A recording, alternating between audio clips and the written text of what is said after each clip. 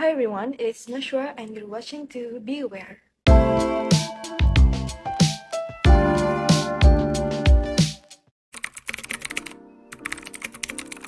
Di Indonesia, budaya memanggil ibu dengan nama ayah atau nama anaknya adalah hal yang sangat lumrah. Namun, apakah kita semua sadar bahwa memanggil seseorang dengan nama orang lain dapat membuat seseorang tersebut merasa kehilangan akan jati dirinya? Contohnya pada tweet yang ini. Apa yang menjadi kekhawatiranku adalah banyak ibu-ibu yang merasa kehilangan akan jati dirinya karena lebih banyak orang mengenalnya sebagai ibunya A atau istrinya Pak A. Nama saja hilang, apalagi keinginan-keinginan sepele. Namun, budaya tersebut tidak hanya marak dilakukan di Indonesia, namun juga di negara-negara lainnya. Dengan banyaknya tuntutan dan peran yang harus dilakukan seorang ibu seperti mengurus anak, mengurus rumah tangga, dan mengurus suaminya, membuat seorang ibu memiliki waktu yang sangat terbatas untuk melakukan kegiatan-kegiatan untuk dirinya sendiri, seperti melakukan hobinya atau pekerjaannya. Pasca kehamilan, banyak ibu-ibu yang merasa kehilangan atau lupa akan jati dirinya. Hal tersebut terjadi karena banyak ibu-ibu yang tidak sempat untuk melakukan kegiatan-kegiatan yang menjadi hobinya atau yang biasa ia lakukan sebelumnya. Seperti pada kasus yang dialami oleh seorang ibu 2 orang anak yang bernama Rachel Birch, pada artikel yang diunggahnya di New York Times, ia mengungkapkan bahwa sebelum masa kehamilannya, ia merupakan seorang dengan identitas yang banyak.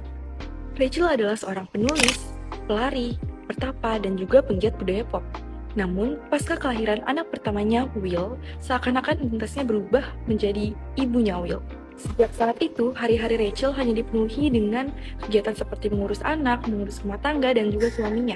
Sehingga tidak ada waktu baginya untuk melakukan kegiatan-kegiatan yang dulu menjadi hobinya ataupun yang menjadi pekerjaannya.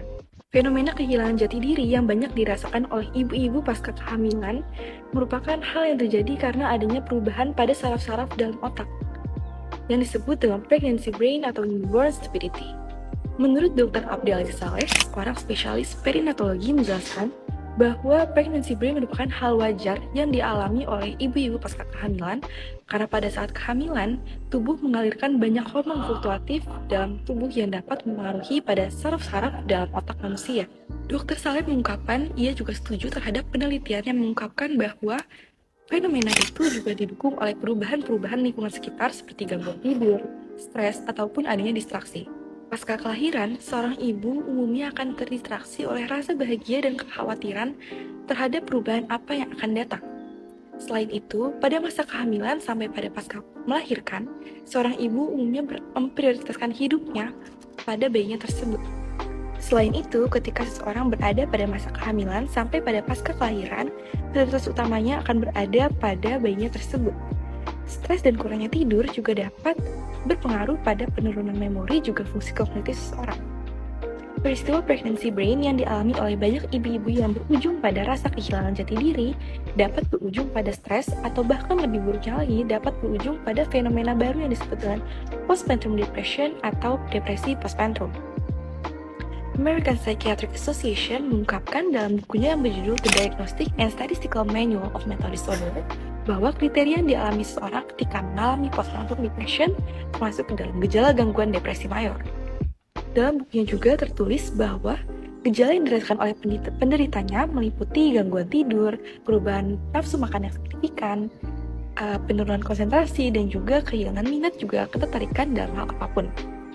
William R. Beardsley dan koleganya dalam penelitian yang berjudul The Impact of Parental Affective Disorder in Depression menunjukkan bahwa penderita gangguan depresi mayor pada anak-anak dari orang tua dengan gejala depresi lebih tinggi, yaitu pada angka 26% daripada anak-anak dari orang tua yang tidak bergejala, yaitu pada angka 10%. Postpartum depression yang dialami oleh pihak ibu maupun pihak ayah dapat memberikan dampak rusak bagi seorang anak. Juga dapat mengganggu sikap sosial, perkembangan kognitif, juga perkembangan fisik anak. Merasa sedih karena merasa kehilangan banyak kesempatan untuk melakukan kegiatan untuk diri sendiri setelah menjadi seorang ibu adalah hal yang normal. Seorang perempuan juga tidak harus meninggalkan identitas aslinya seperti nama atau hobi untuk dikorbankan menjadi seorang ibu. Yang terpenting bagi ibu adalah untuk tetap memikirkan kepentingan dirinya sendiri, karena hidup seorang ibu juga berharga. Hal yang dapat dilakukan oleh masyarakat adalah dengan memberikan ruang aman bagi para perempuan agar tidak kehilangan jati dirinya. Hal tersebut dapat dilakukan dengan cara memberikan dukungan fisik juga emosional serta memberikan afirmasi. Seorang ibu juga memerlukan peran serta pasangan yang setara, yaitu dengan membantu mengurus anak, juga mengurus rumah tangga. Dengan menciptakan lingkungan eksternal serta internal yang mendukung, beban ibu akan berkurang dan seorang perempuan dapat memiliki waktu yang lebih banyak untuk dirinya sendiri walaupun di masa pasca kehamilan. And that's all from me. See you on the next video.